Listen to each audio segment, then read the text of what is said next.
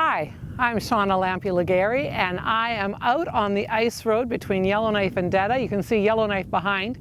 The sun is not shining, so the light is pretty flat, so you can't really see the ice road very well without the extra shadows and shade. Take a moment to subscribe. This week's video is part 2 of the red, blue, yellow challenges that I've been working on. Stay to the end to see the comparison for 4 color studies that I did of the Rainbow Lorikeet with 4 different versions of red, yellow, and blue. This week's video comes in 3 parts. The first part, we do the complementary color mixing. The second part, we do the color study of the Rainbow Lorikeet. And the third part is comparing all 4 versions. Let's grab our paint tools and let's get going. As we begin, we're doing our first combination, which is an orange mixed from cadmium yellow light and quinacridone magenta to a value 6. This time around, I did 3 steps between the orange and blue, purple to yellow, and green to red. Every time I do these exercises, I just find that I feel more comfortable with the results that I can expect to get out of my paints.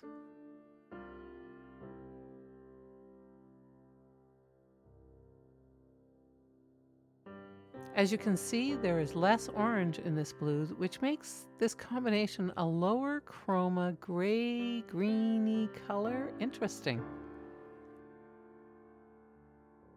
Here we are at phthalo turquoise in the pure tone.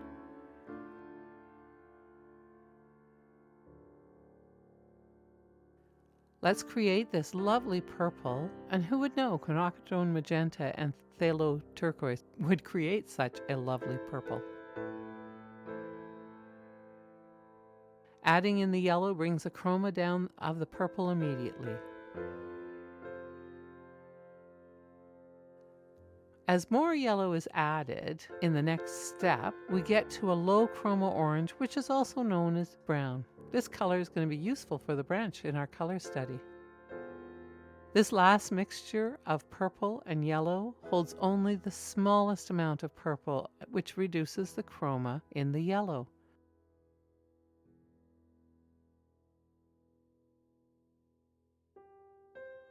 Oops, a mistake on the green. Thankfully, it's super easy to remedy because acrylic dries so quickly.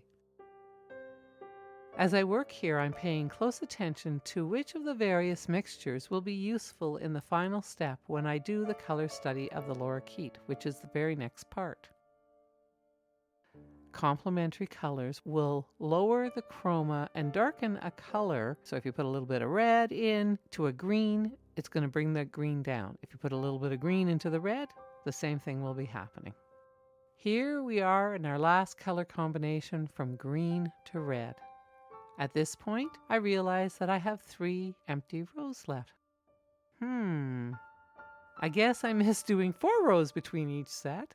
Oh well, there's still enough information to help me prepare for the final project of this experiment with red, blue, and yellow. Color mixing results.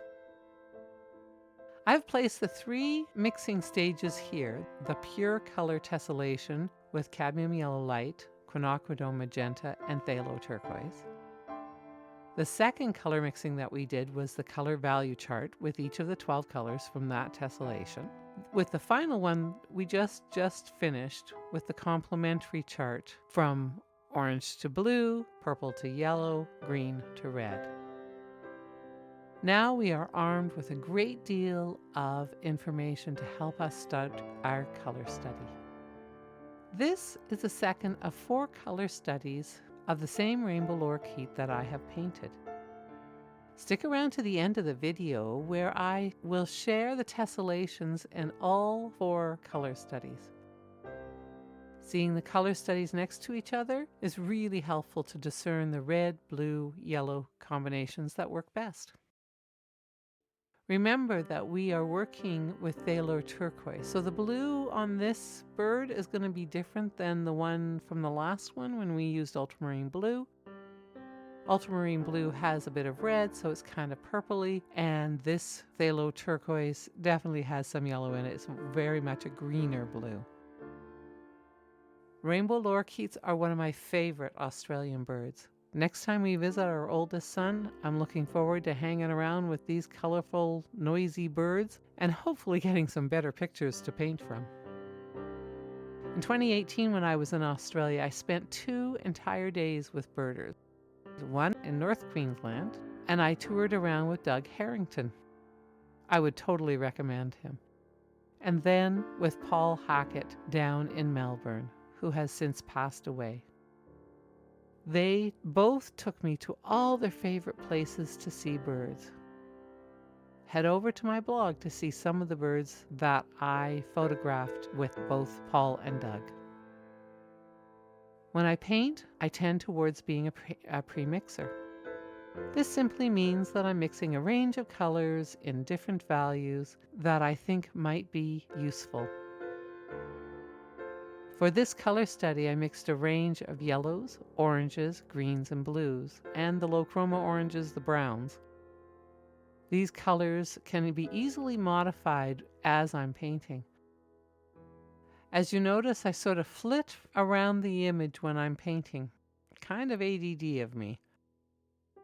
Over time, I have learned that what looks perfect when mixed down on the palette can turn out not to be so great once it's on the surface that I'm working on and I'm looking at it from a different direction. I do find pre-mixing does save me a lot of time in the long run. The greens I have mixed here are pretty chromatic, which means that they're overly colorful. I will add a touch of quinacridone magenta to lower the chroma a bit. I'm reading a book called Where Song Began by Tim Lowe. I would highly recommend this book if you're interested in birds and Australia. In our color charts, we have these lovely low chroma oranges, again, which we call browns.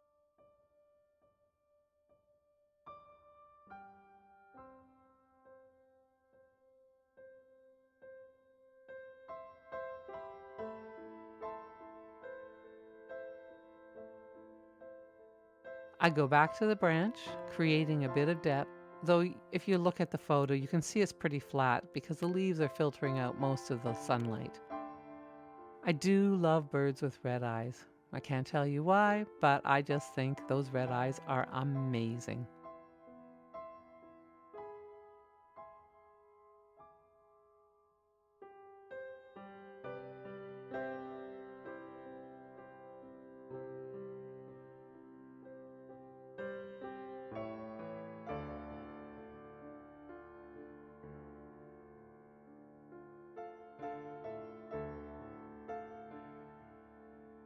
Now darkening around the eye.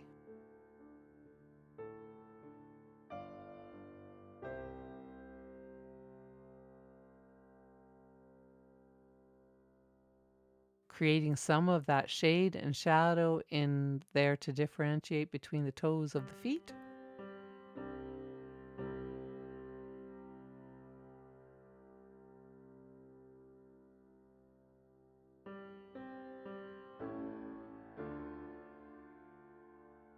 I have nearly completed the color study, the last final few tweaks.